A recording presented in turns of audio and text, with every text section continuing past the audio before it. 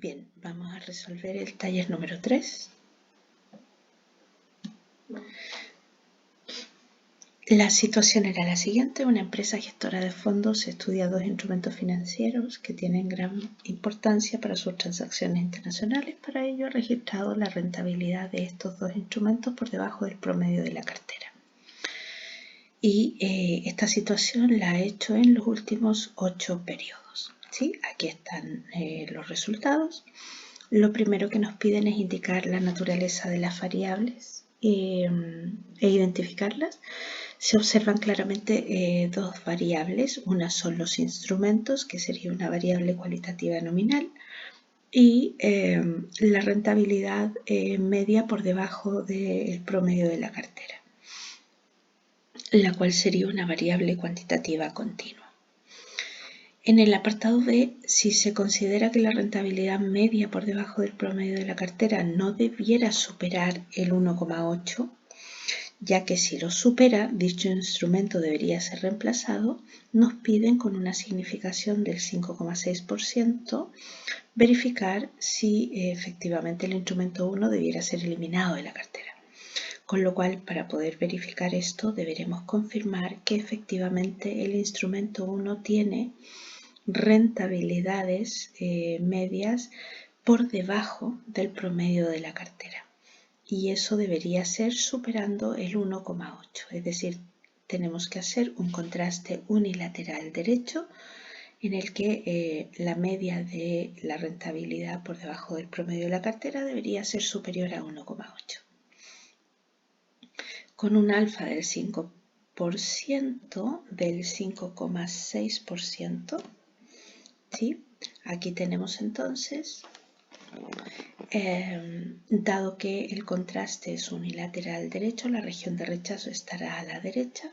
Por lo tanto, si buscamos en la distribución T de Student, como es una muestra, y dado que el instrumento 1 tiene un n igual 8, por lo tanto entraremos a la T con n-1, que son 7 grados de libertad, al 5,6%, lo que nos da una región de rechazo de 1,895. Con lo cual, con esta información vamos al paso 3 a calcular la discrepancia.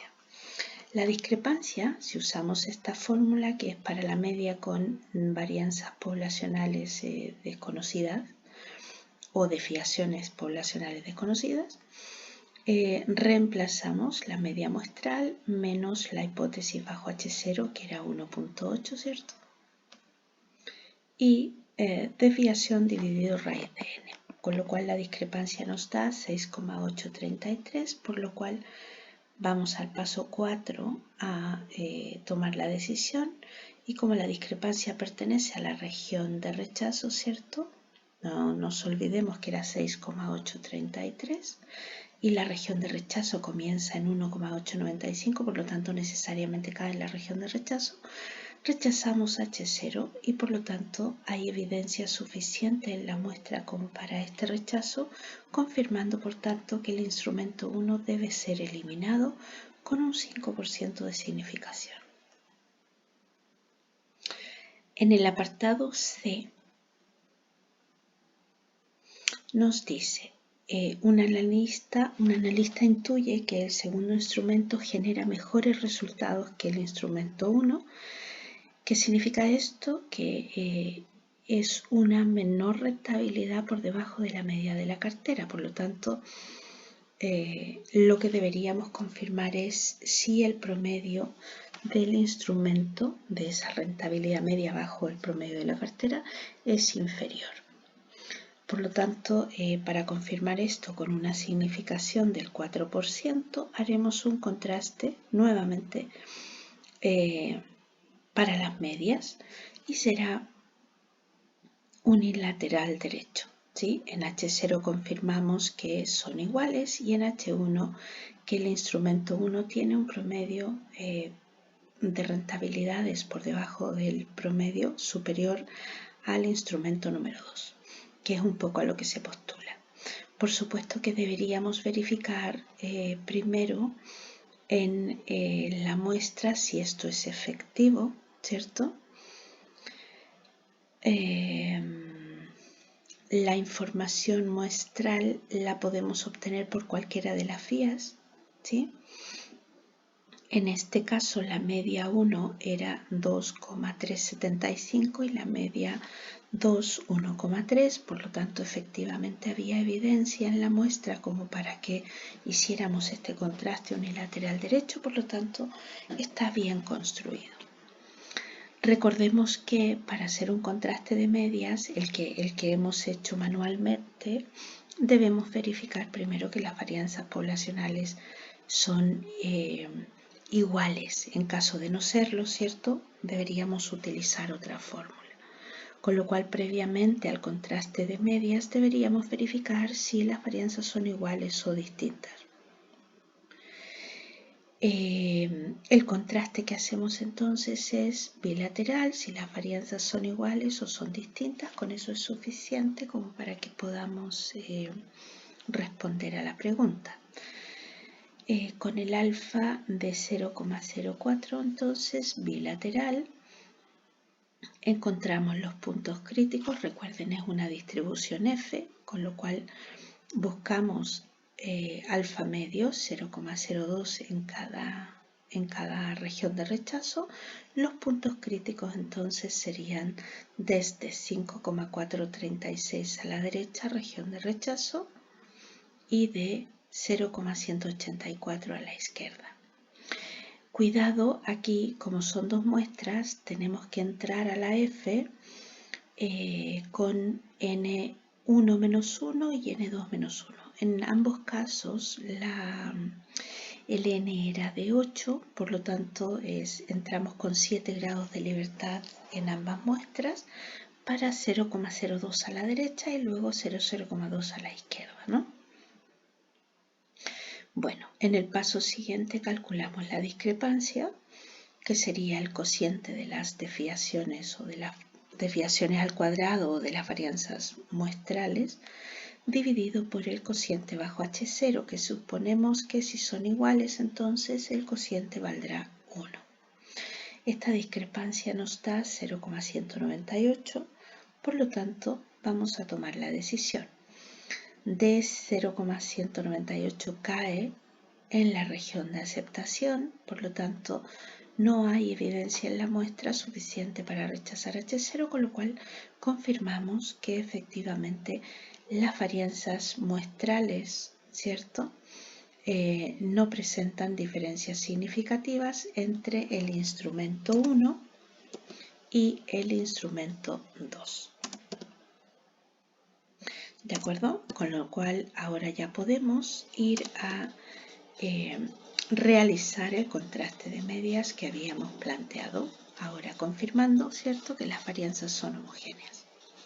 Siendo este un contraste unilateral derecho, la región de rechazo estará a la derecha y con alfa 0,04 más los grados de libertad de ambas muestras, ¿cierto? 8 más 8 son 16 menos 2 serían 14 grados de libertad al 0,04, por lo tanto el punto crítico será 1,8875. Por lo tanto, a partir de allí todo es rechazo y hacia la izquierda será toda la región de aceptación. Calculamos la discrepancia con la fórmula,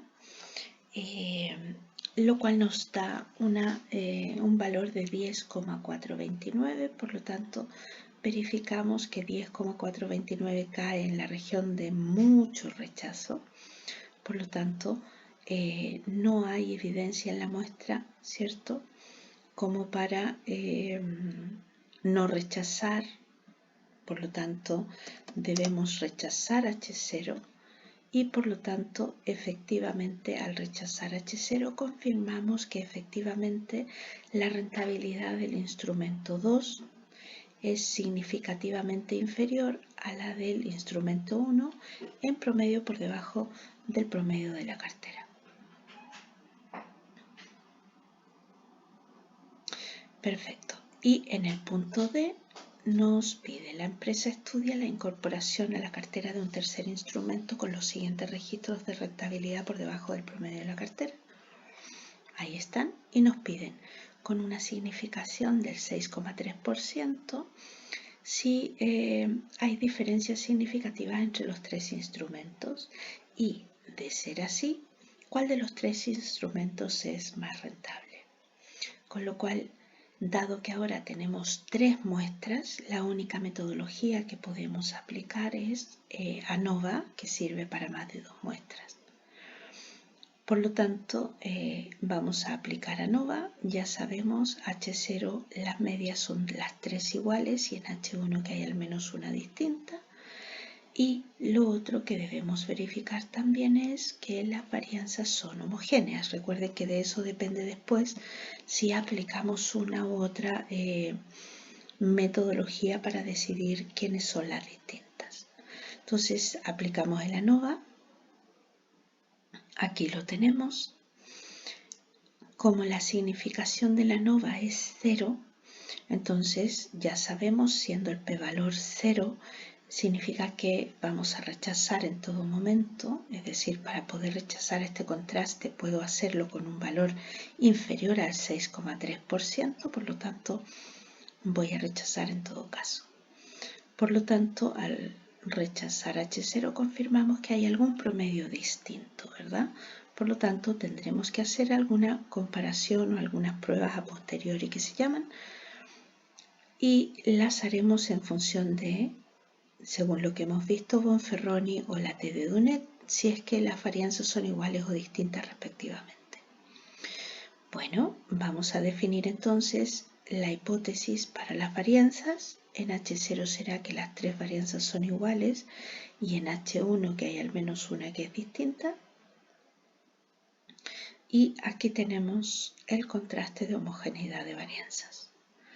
Vemos que la significación 0,729 es inferior al alfa con el, es superior al alfa con el que estamos trabajando, ¿cierto? Del 6,3%. Por lo tanto, al ser superior, significa que no hay evidencia suficiente para rechazar H0, con lo cual no podríamos verificar que hay al menos una distinta, sino que las varianzas no presentan diferencias significativas. Por lo tanto, asumiendo varianzas iguales, sabemos que vamos a aplicar Bonferroni para determinar quiénes son las distintas. Al aplicar Bonferroni haremos todas las comparaciones posibles entre los 3 instrumentos. Comparando el 1 con el 2, ¿cierto? Aquí tenemos la diferencia de medias. Vemos que el intervalo de confianza nos da positivo, positivo, por lo tanto necesariamente si el intervalo nos da en un rango siempre positivo, necesariamente la media 1 será superior a la media 2. Si comparamos la media 1 con la 3, entonces vemos que el intervalo nos da positivo, positivo nuevamente, por lo tanto la media 1 será significativamente superior a la media 3.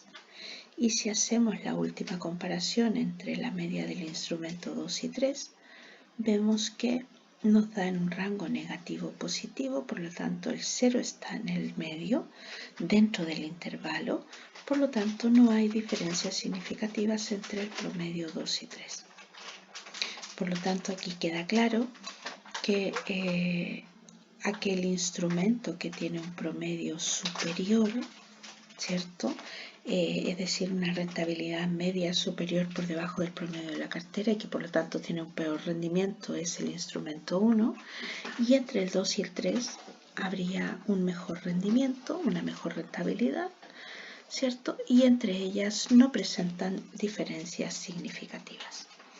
Por lo tanto, con ello hemos contestado a la pregunta: ¿cuál es el más rentable? Entonces, el más rentable sería aquel que tiene un valor inferior, es decir, una rentabilidad media inferior, más pequeña, ¿cierto?, que el promedio de la cartera, que en este caso sería la media 2 y 3, o los instrumentos 2 y 3, ¿cierto?, indistintamente, que no presentan diferencias significativas.